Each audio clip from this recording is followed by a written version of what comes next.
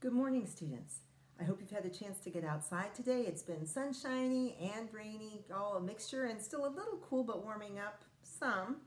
I hope we'll have a warmer day maybe on the weekend. Let's take a look at our morning message. April 24th, 2020. Dear students, happy Arbor Day and happy Friday. What have you noticed about trees lately? Mrs. Kilmer. So let's reread the message as usual to make sure we understand what's going on. Happy Arbor, Arbor Day. Oh, and there's an exclamation for oomph. Happy Arbor Day. And notice next to this I have from my calendar, the calendar marker that says Arbor Day.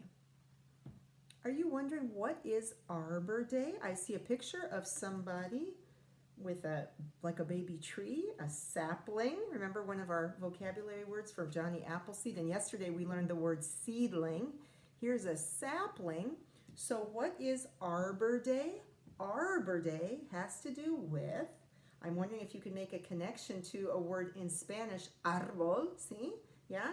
Arbor Day has to do with trees, and it's a day when we focus on tree. It used to be called like a tree planting day, where people all across the United States would plant trees, because we know that trees are good, are beautiful, and they're also good for us and for the environment. So today is Arbor Day, and it's also Friday, right?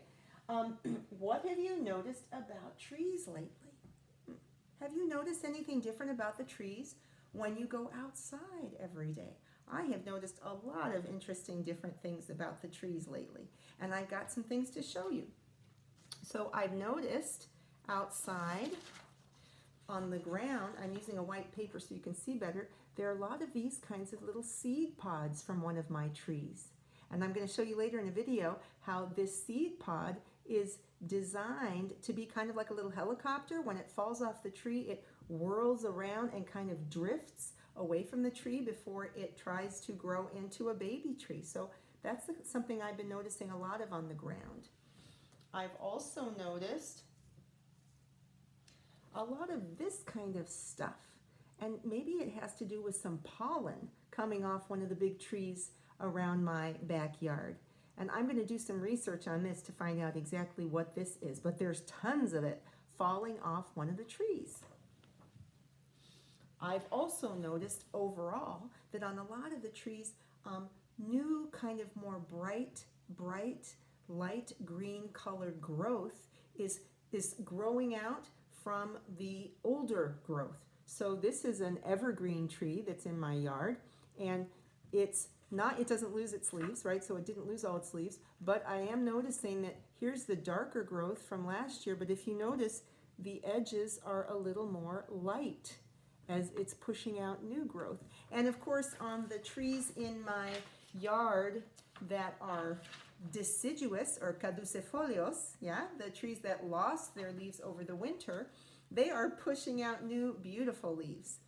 So I'm hoping that because it's Friday and you might be doing something different with your families over the weekend, when you go out and about, maybe you'll take a walk or go to a park, try to notice what you can about how the trees and what different things are going on with the trees these days. It's very funny because in my own yard I have some small trees, but I have 3 big giant trees that belong to the neighbors. 3 big different kinds of tree. One is a tulip poplar, and one I think is an oak, but I'm not sure of the other one. And I've been thinking that I should try to investigate a little more and learn more about those big trees that drop all their stuff in my yard.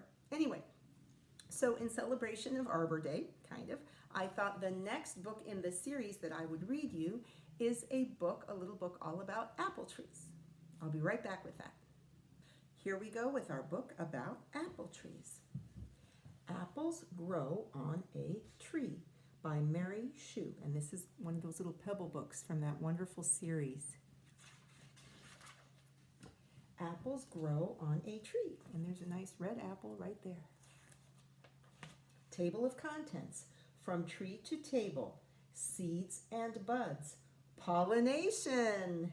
Growing and ripening. Trees grow many foods. Glossary. Read more. Internet sites and index. So remember, you do always want to stop and take a look at the table of contents, because when you understand, when you read and see what you're going to learn about and how the book is organized, that helps you with your learning. That's part of waking your brain up and knowing what to anticipate, knowing what to look forward to, so your brain is ready to learn more information.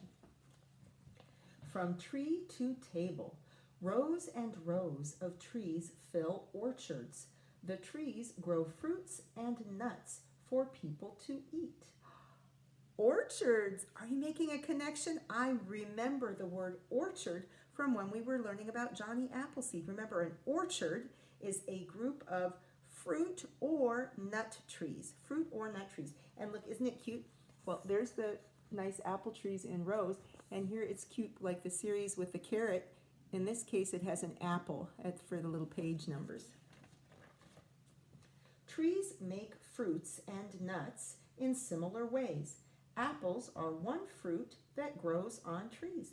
And here we have the life cycle of an apple tree with close-up pictures and labels and arrows to show us the life cycle. First there are seeds, then a seedling, then the flowers, then the apples.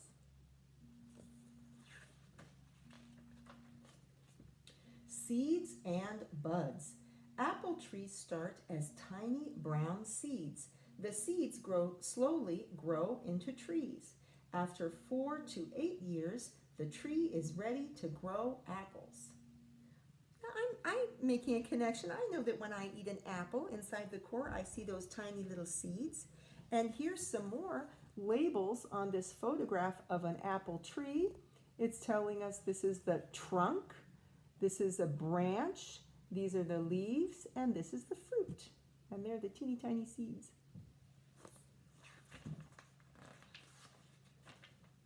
Spring is here. Buds grow on the branches. The buds open into pink and white flowers. Each flower has pollen inside. Wow, and on this close-up picture, you really can see the yellow pollen that will get on the wings or legs of the insects that are the pollinators, right? We already know about that. Pollination. Bees spread pollen. Pollen fertilizes the flower to make a seed. Apples begin to grow. They will hold the seeds. Okay, so it's like the apple holds the seed inside. And here's a close-up of that bee right up on the flower and getting pollen on itself. Growing and ripening. In summer, tree leaves turn sunlight and gases into sugars. These sugars help apples grow big and juicy. In fall, most apples are ripe. I gotta stop and think for a sec.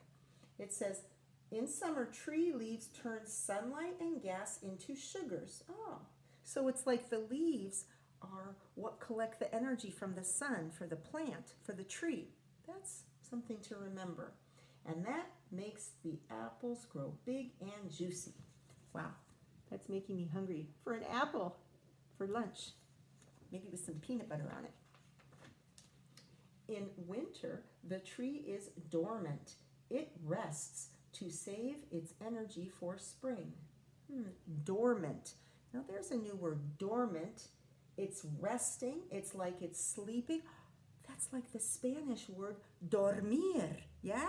Dormir, dormant, right? Sometimes there are words that we know in Spanish that help us understand English words. So there is the tree without its leaves. Está durmiendo, ¿sí? It's sleeping, resting. Trees grow many foods. Many foods begin their lives on trees. Walnuts, pecans, and chestnuts grow on trees. Ah, so these are nuts that grow on trees. And nuts are the fruit, yeah, of those trees. There's a walnut, and you can see it grows inside that thing. And the pecans and the chestnuts. Oh, look how the chestnuts grow on those real fuzzy looking things. I think I've seen some of those things on the ground in the fall, maybe. Fruits such as olives, peaches, and avocados come from trees. Each year, trees give us healthy food to eat. So here are some other kinds of fruits. Olives, oh yummy, peaches, and avocados. See, aceitunas, melocotón, y aguacate. Yeah, those are the other kinds of fruits that grow on trees. There's the glossary. So, wow, even I learned some new information in this book about apples growing on a tree. I never thought so much. I knew that nuts were like a fruit, but I thought it was very interesting to see the covering on those nuts. Isn't that interesting?